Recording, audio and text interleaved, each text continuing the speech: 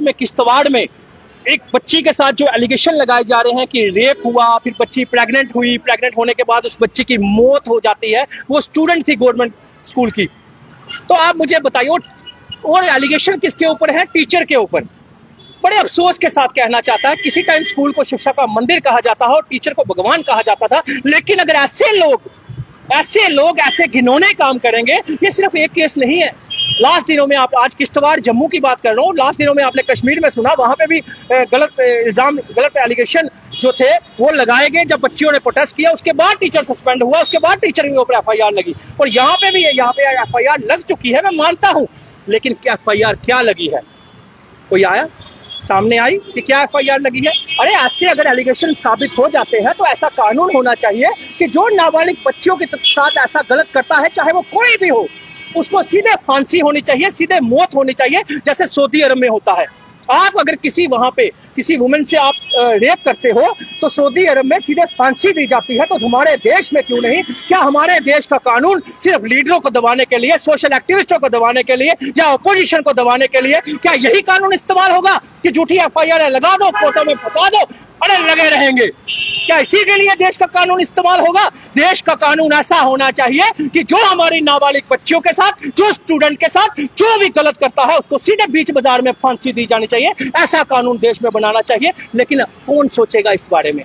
कौन आवाज उठाएगा? आज इस बच्ची के साथ हुआ, मैंने आवाज उठाई, बात खत्म, वो अरेस्ट हो गया, बात खत्म। कल फिर किसी और बच्ची के साथ होगा, परसों किसी और बच्ची के साथ होगा, आज जम्मू कश्मीर में होगा, कल राजस्थान में होगा, फिर दिल्ली में होगा, फिर बॉम्बे में होगा। अरे होता है, पता नहीं कितने केस नाबालिग बच्चियों के साथ ऐसे होते हैं, लेकिन कोई किसी दिमाग में, लीडर में नहीं आता, किसी लीडर के दिमाग में ये बात नहीं आती कि पार्लियामेंट में ये एक मेमोरेंडम, मैं कह रहा हूँ कानून पास करवाना चाहिए कि ऐसा कानून पास होना चाहिए, जो नाबालिग बच्चियों के साथ गलत करता है उसको सीधे बीच बाजार में फांसी दी जाए। और मैं तो कह रहा हूँ बीच बाजार में गोली मारनी चाहिए, ताकि दोबारा कोई हिम्मत ना कर सके हमारी बच्चियों के साथ गलत करने में। अरे आप कहते हो बेटी बचाओ बेटी पढ़ाओ, बेटी पढ़ा तो आप सके नहीं।